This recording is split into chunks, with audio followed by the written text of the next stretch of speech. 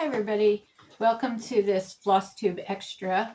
This video is going to be about my entries in the county fair this year in 2023. Now this is the first time I've ever entered anything in a county fair, and I was pleasantly surprised to see that I won a ribbon in everything that I entered.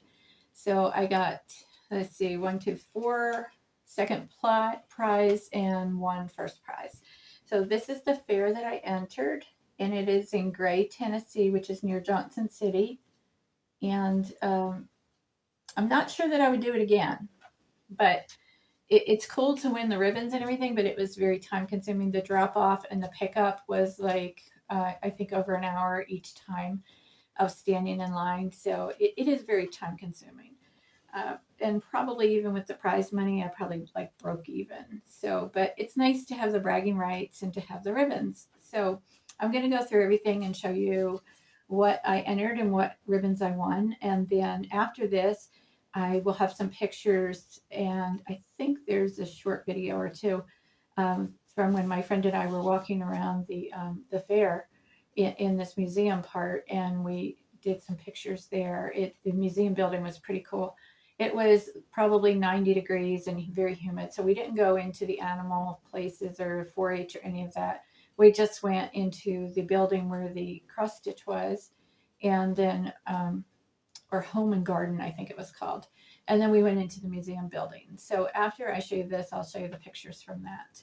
So this was my first place. This is a punch needle, and it got the first place ribbon. There's the ribbon. And this is a Teresa Kogut pattern, and it was in the Punch Needle Primitive Stitcher magazine. And it is all punch needle. And then the trim that's around it, I got actually at Hobby Lobby and coffee stained it. So it looks kind of like, it's not pom-poms, it's flat. So maybe you can see it better there if I go close up. And this is an antique pail, and I'm wondering if it was a lunch pail. There's no handles and there's no holes for handles, but I'll show you inside if I can. Yes, get it open. So I know I showed this before, but I have a lot of new subscribers. I showed the pail before I did anything with it, but that's the pail.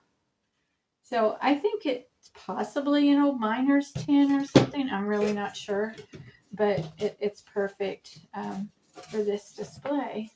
So, and if you've been watching my channel a while, or if you're new here, you're going to learn. I like to think outside the box and do things a little differently for my finishes.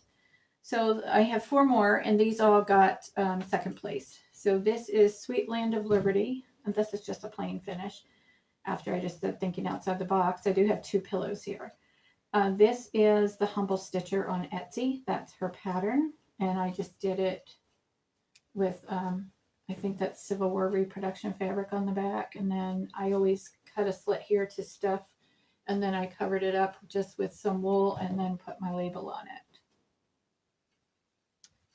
And then the third one, this one also got second place.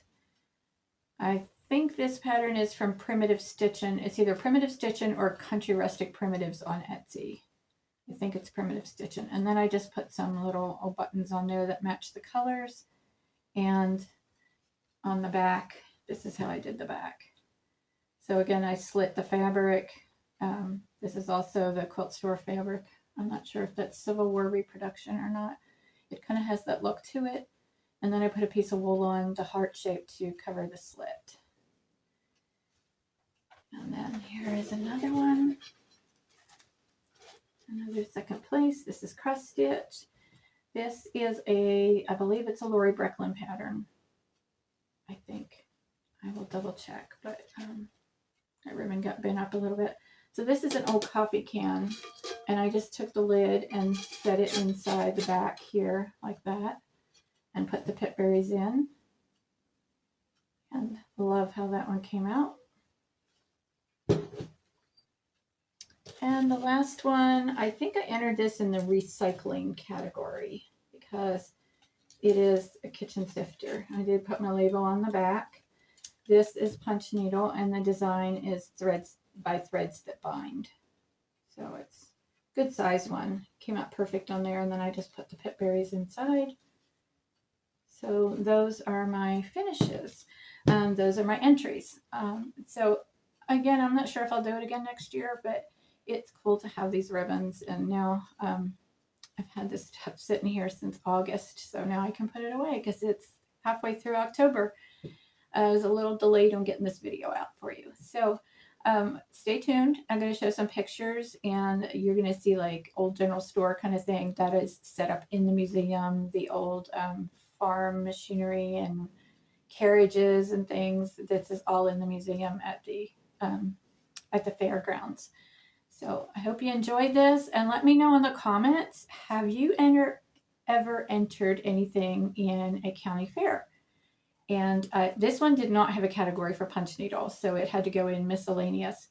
The one in Asheville, North Carolina does have a category for punch needle, but I can't enter that because I live in Tennessee and I'm just across the state line, but I can't enter that one.